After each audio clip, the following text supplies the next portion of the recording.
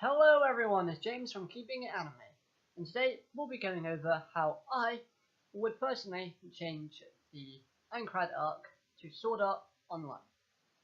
So the original, the first 12 or so episodes of the Sword Art series. How would I personally change it? Now, before I start the video, I just want to say everything that I'm stating in this video is my own personal opinion, and if you don't agree with that, then let me know why in the comment section down below.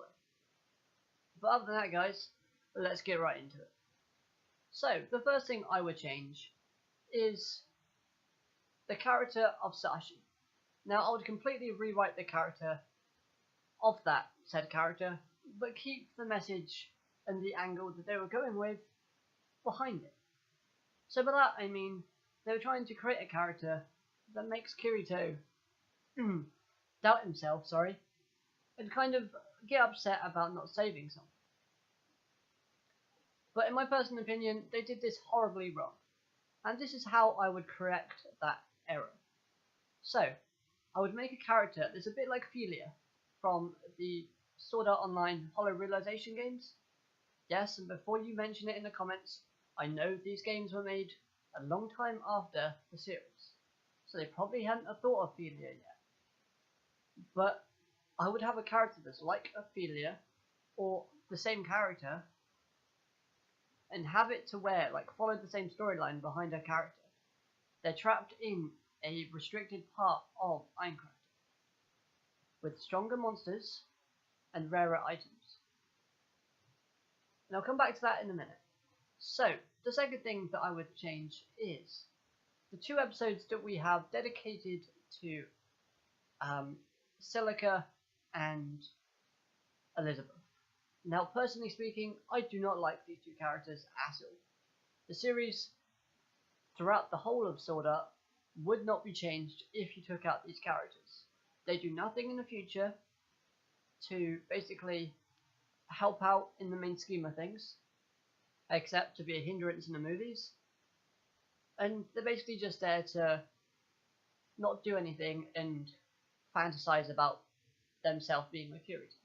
And that's pointless. So what I would do is I would completely scrap the 2 episodes that are dedicated to those 2 characters.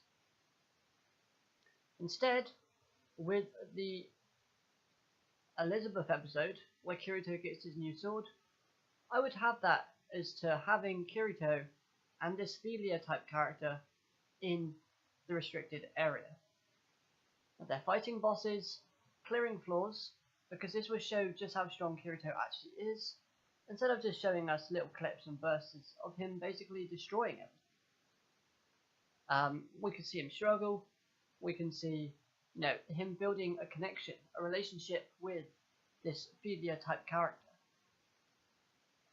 And then at the end of that episode, they would find Kirito's second sword.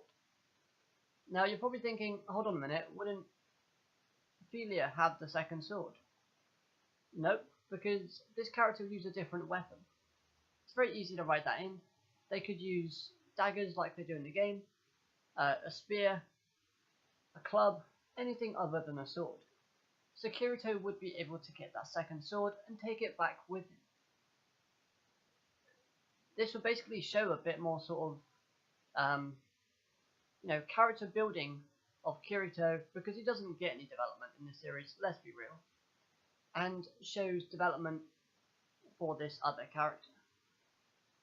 As well as the fact is, if the sword comes from the restricted areas, with stronger monsters and rarer items, then it further emphasizes the fact that this sword is rare, there's nothing else like it. Because no one else can get to it.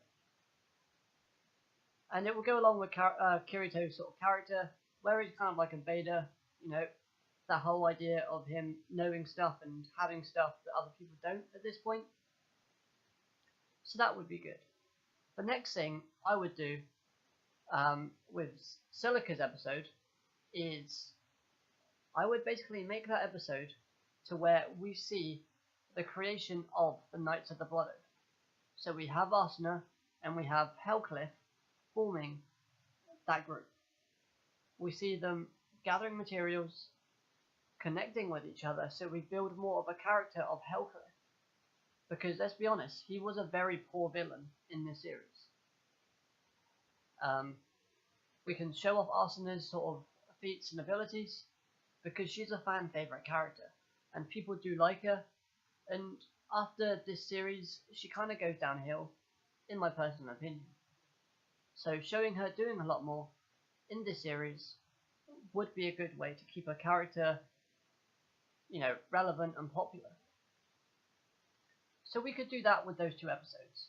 That would be how you fill the gaps if you remove Celica and Elizabeth.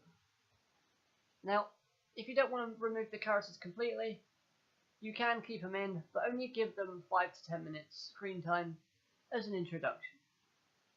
Because like I said, they don't do anything to impact the overall story of Sword Art Online, even in the future arcs and films and games. They just don't do it. And to me personally, I just find them pointless. Okay, so the next thing I would change is Yuri's character. Now, I understand the reason why they made Yuri as a character, but her character just annoys me. Now, I won't get rid of her completely, but what I will do is not have the episode where she kind of sacrifices herself. Instead, I would keep some of the episodes of Yuri in, because it builds more development between Kirito and Asuna, but I would have it so that she is suddenly, mysteriously, forced to leave. Basically, the Aincrad system basically ejects her and traps her in a certain area. I wouldn't have her fighting this enemy that she does in this actual series. Instead, this is what I would do. I would have Kirito and Asuna fight this enemy, and then you see him struggle, and all of a sudden you see a purple flash appear out of nowhere, and suddenly it's gone. This character that is that purple flash would be Yuki. Because in the Mother Rose arc, we were sort of hinted at the fact that Yuki knows about Aincrad. She knows about that incident. And it was slightly hinted towards the fact that she was a part of it, but not a major player. So she lived through it, basically. And having that little scene in this arc would be brilliant foreshadowment for future arcs down the line. I don't know, I just thought that would be a cool idea. Just be something to think about. Okay, so let's talk about the ending. So, before I get there, I just want to mention something you can do that could take like 5 minutes or 10 minutes in a random episode of the series after we're introduced to the Philia type character and the restricted area, would be to introduce a monster that is life-linked to Hellcliff. And this is where the ending comes into play. So, Hellcliff was a main antagonist by the end of the series. And basically, he had the immovable object. So basically, he can't be beaten unless you take this off him. Now, I would slightly change that to the fact where he's life-linked to a monster in the restricted area. Because it's technically the same thing, but no one can get to that monster apart from this Ophelia type character because she's trapped there. Now, if we have an ending as to where this Ophelia type character is fighting that said monster, and Kirito and Asuna are the only 2 characters left who can fight Hellcliff, note I said Asuna as well, then you could have a 2-on-1 in the actual Aincrad area at the end, and a 1-on-1 in the restricted. You could have it so they're both fighting at the same time, and they simultaneously take each other down. So no death of Asuna, no death of Ophelia yet, and Hellcliff goes down that way. That would be how I would like to end it, but there's more. Because once Hellcliff is destroyed, Aincrad gets destroyed as well. And with this Ophelia type character not being able to leave,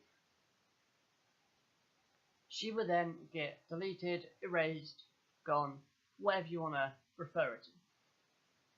And I would have a scene as to where she appears for the first time in front of everybody, not just Kirito. She can't interact with anyone apart from talk. And we have that emotional scene where she is fading away into data.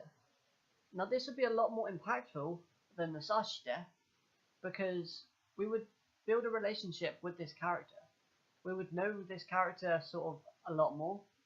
Kirito would have interacted with this character a lot more, and ultimately we would, would be hit harder than just seeing a character for half an episode and killing them off straight away. It would be more of a realistic emotional struggle for Kirito if they were to do this type of route with a character dying and Kirito failing to save this character after constantly telling her she can escape eventually, than what they have done with Sashi already. I think that would be a brilliant way to do it. And if they come back to his emotional struggles later, then, it'll be more understandable to us as the viewer, instead of just like, really? You only knew her for like half an episode. You can't really have that many regrets about her. So there you have it. Those are just some ideas on how I would change Season 1 of Sword Art Online, the Aincrad Arc. Now, like I said, you may agree or you may disagree with some of the things that I've said in this video, but it's up to you guys watching to let me know your opinions down below. And with that over and done with, guys, smash that like video if you did, subscribe if you're new so you never miss a video from me, and until next time, keep it anime.